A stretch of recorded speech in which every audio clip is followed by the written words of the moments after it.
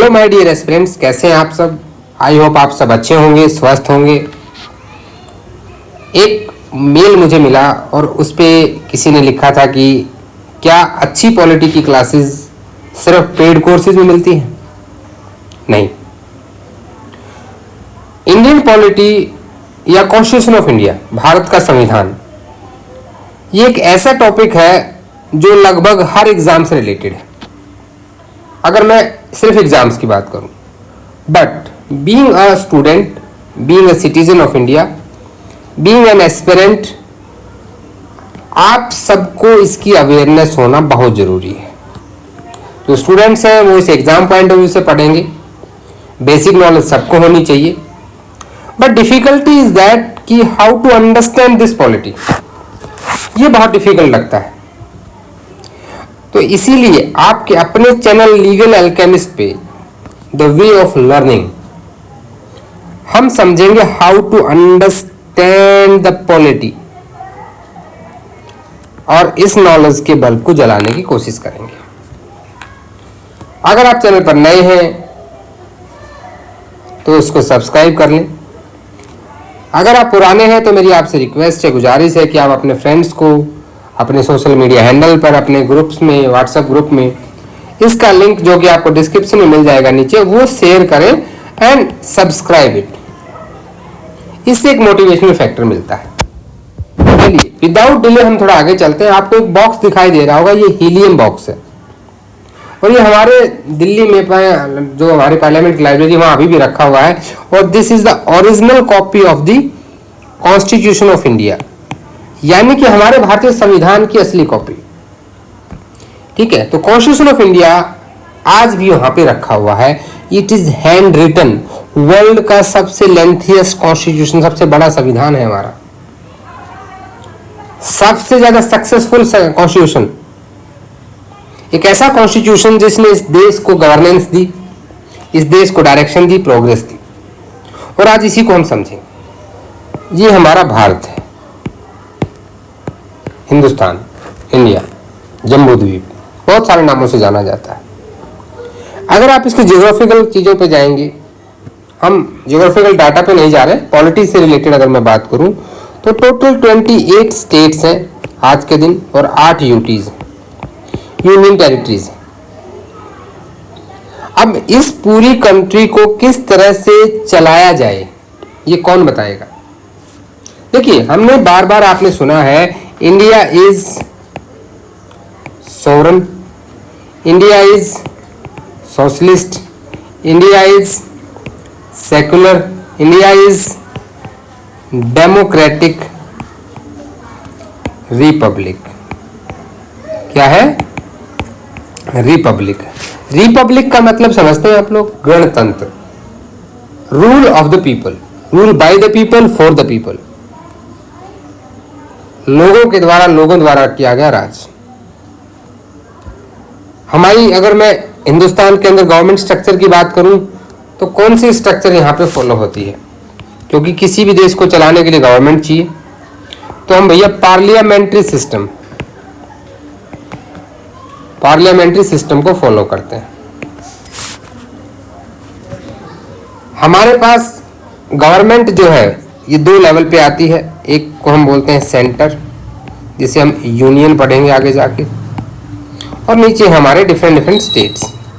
ऊपर माननीय नरेंद्र मोदी जी हैं, नीचे वही आपके हर स्टेट में आपके अपने सीएम हैं। तो आपने कभी समझने की कोशिश की कि ये गवर्नमेंट का स्ट्रक्चर कैसे काम करता है?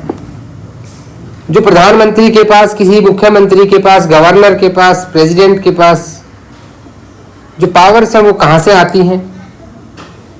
हमारी गवर्नमेंट का नेचर कैसा है? We have a federal government with unitary features, it means we are quasi federal. ये आपने पढ़ा होगा अपने स्कूल टाइम।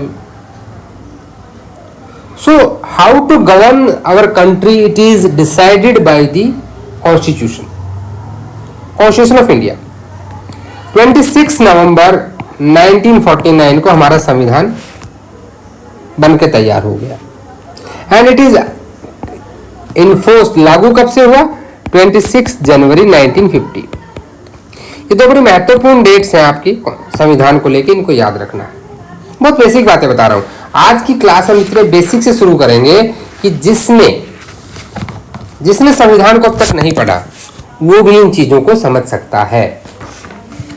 ठीक है, अब देखिए आप अपने चारों तरफ प्रैक्टिकल एस्पेक्ट से समझिए। गवर्नमेंट है, एक सेंटर में गवर्नमेंट है जिसे हम यूनियन कहते हैं, एक स्टेट में गवर्नमेंट है। सेंटर में कौन होता है गवर्नमेंट के अंदर? हम कह रहे हैं कि पार्लियामेंट है। तो पार्लियामेंट किससे मिलकर, हमने पार्लियामेंट्री सिस्टम कहा, तो पार्लियामेंट किससे मिलकर बना है भैया? लोकसभा है, राज्यसभा है और आपके प्रेसिडेंट। ये आर्टिकल 79 में पढ़ेंगे हम, who is a part of parliament. Lok Sabha में आपकी काउंसिल ऑफ मिनिस्टर बैठते हैं, उनका हेड जो है वो अभी जैसे नरेंद्र मोदी जी है माननीय, तो वही पीएम उनके हेड होते हैं। जो लोकसभा ये लोअर हाउस होता है, राज्यसभा जो है वो आपका अपर हाउस होता है। राज्यसभा कभी भी भंग नहीं होती, ये कंटिन्यू चलती रहती है। प्रेसिडेंट आपके हर 5 साल के बाद चुने जाते हैं, अभी माननीय द्रौपदी मुर्मू जी हैं। स्टेट में क्या होता है? स्टेट लेवल पे आपका governor,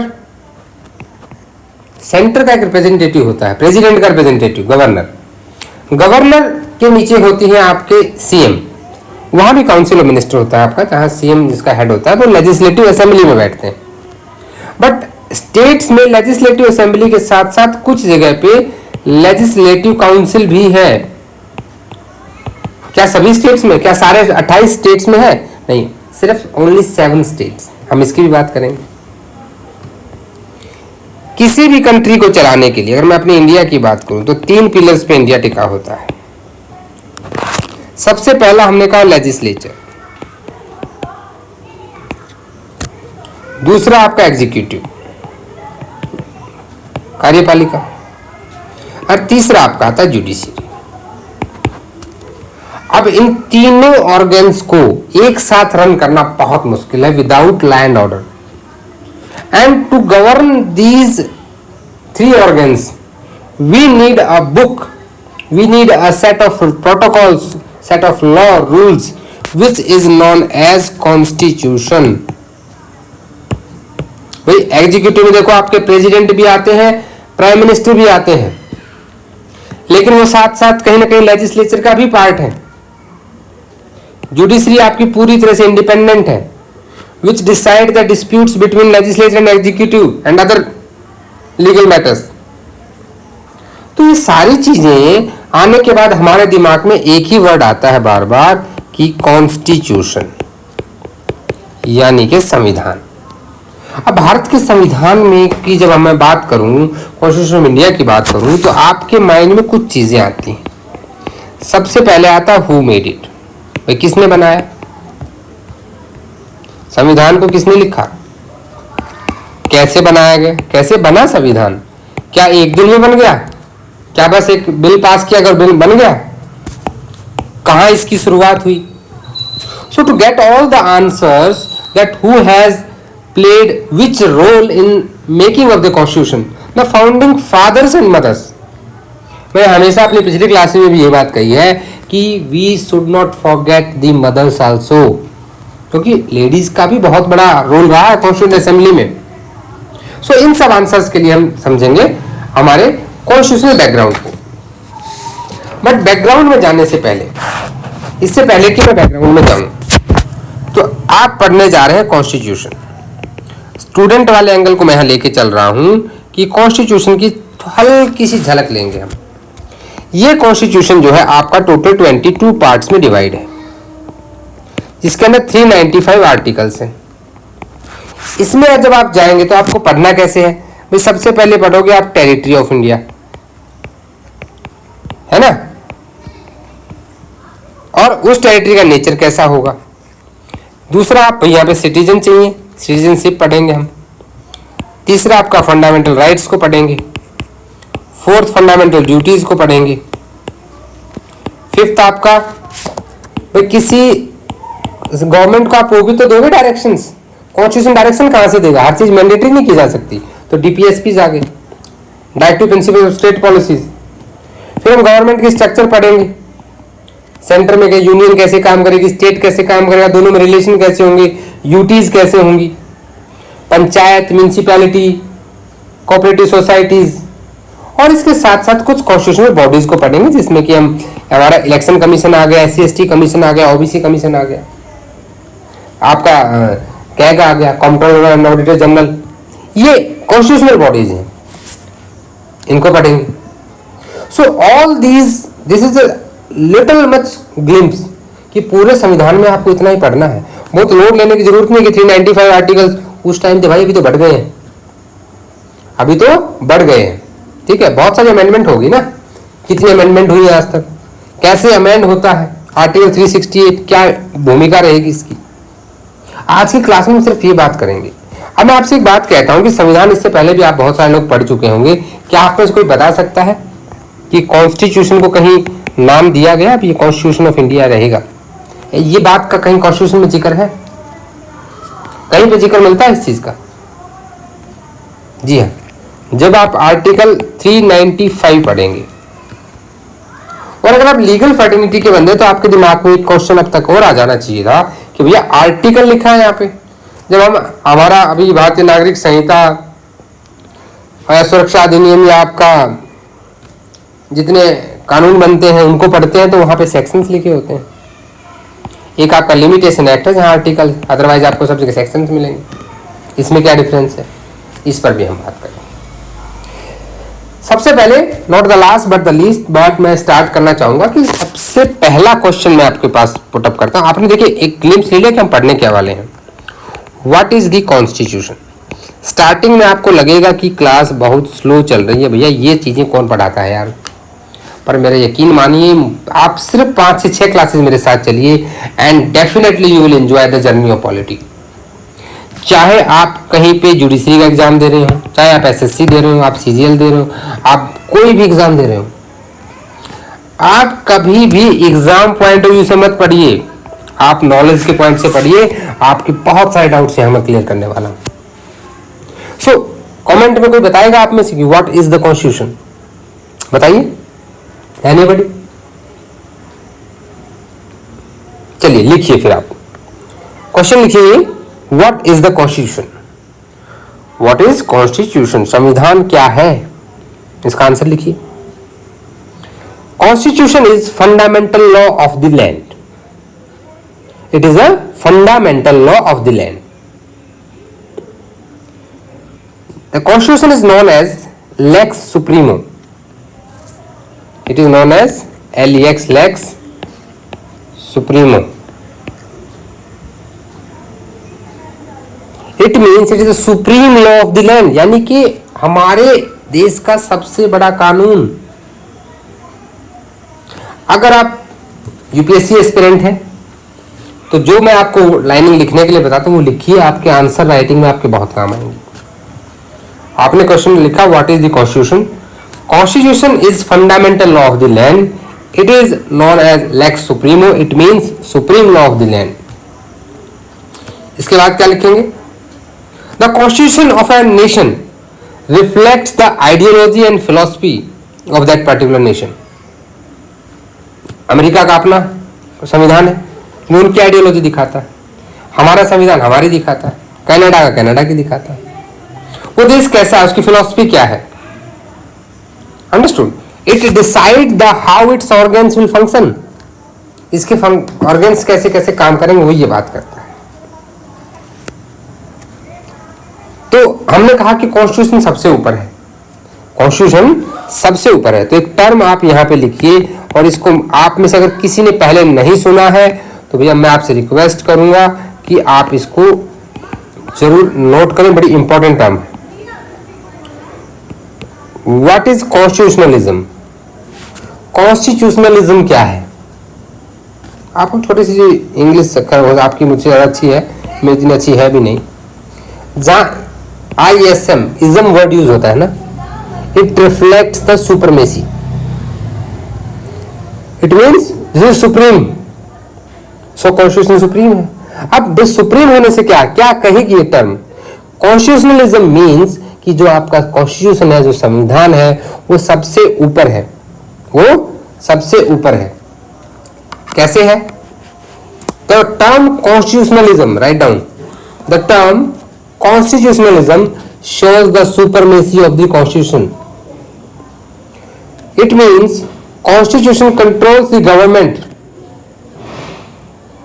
It controls the government from taking any arbitrary decisions. कोई अपनी इच्छा से कुछ भी करने लग जाए, रोकता है। अब बांग्लादेश में देखिए क्या हुआ। एक स्ट्रॉन्ग कॉन्स्टिट्यूशन का होना बहुत जरूरी है। हम एक डेमोक्रेटिक कंट्री हैं। डेमोक्रेटिक में डेमो का मतलब क्या होता है? हर वर्ड को ऐसे तोड़ के पढ़ेंगे हम। Demo means the people, public. Cracy mean autocracy, bureaucracy, राज। किसका राज है? तो डेमोक्रेसी यानी कि लोगों का राज है यहाँ पे। सो भाई पब्लिक किस तरह से अपने को रूल करेगी? अगर गवर्नमेंट अपने डिसीजन लेगी तो पब्लिक की तो कोई सुनेगा नहीं। So to safeguard the democracy it is a tool, it is a tool. Understood? अब यहां तक आपको चीजें समझ में आ गई होंगी आई होप। अब देखिए ये आज का सिर्फ हल्का सा एक बेसिक वो था। मैं अगली क्लास की कुछ चीजें आपको बता देता हूं जो हम कवर करने वाले हैं नेक्स्ट क्लास में। अगली क्लास में हम पढ़ेंगे कॉन्स्टिट्यूशनलिज्म क्या होगा। What is constitutionalism? Constitutional morality क्या होगी, ये टर्म्स मैं आपको बताऊंगा। पहले हमें अपना क्या तैयार करना है? हमें तैयार करना है अपना स्ट्रक्चर। ये आप जब न्यूज़पेपर पढ़ते होंगे, मैं ऐसी उम्मीद कर रहा हूं कि आप सब न्यूज़पेपर डेली पढ़ते होंगे। ये टर्म आपने बहुत बार सुनी होगी, कॉन्स्टिट्यूशनल मोरालिटी। हमारे चीफ जस्टिस डी.वाई. चंद्रचूड़ जो है CJI chief justice of India, उन्होंने भी रिसेंट इस टर्म को यूज किया था। बट पहली बार किसने यूज किया था भाई? ये क्वेश्चन भी पूछा जा सकता है। सो किसने पहली बार यूज किया? डॉक्टर भीमराव अम्बेडकर ने किया था। बता देते हैं जाते जाते, क्यूरियोसिटी नहीं रहेगी। बट कहां पे किया है ये हम नेक्स्ट सेशन में बात करेंगे। अगर आप सच में पॉलिटी सीखना चाहते हैं तो कल से डेली शाम को 9:30 आपकी क्लास अपलोड हो जाएगी और आप उसे देख सकते हैं। कंप्लीट पॉलिटी आपको कवर कराई जाएगी, जहां से भी इंपॉर्टेंट चीजें मिलेंगी जो आपके हर एग्जाम में, हर लेवल के एग्जाम में काम आएंगी।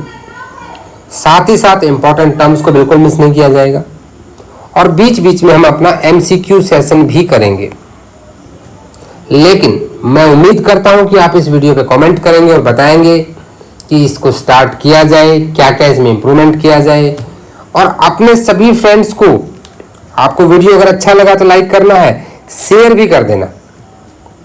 और अगर चैनल को सब्सक्राइब नहीं किया है तो मुझे पूरा उम्मीद है कि आप यहाँ से सब्सक्राइब किए बिना आगे नहीं जाएंगे। तो मिलते हैं कल से। आज की क्लास को मैं फर्स्ट क्लास नहीं कहूंगा क्योंकि जस्ट एक इंट्रोडक्शन था। कल से कॉन्स्टिट्यूशन की पहली सीरियस क्लास होगी। आज की क्लास भी सीरियस थी, इसमें बहुत कुछ था सीखने का, ऐसे नहीं लेना, बट कल से क्लास मिस मत करना। सो मिलते हैं, हंसते रहिए, स्वस्थ रहिए, खुश रहिए। जय हिंद, जय भारत।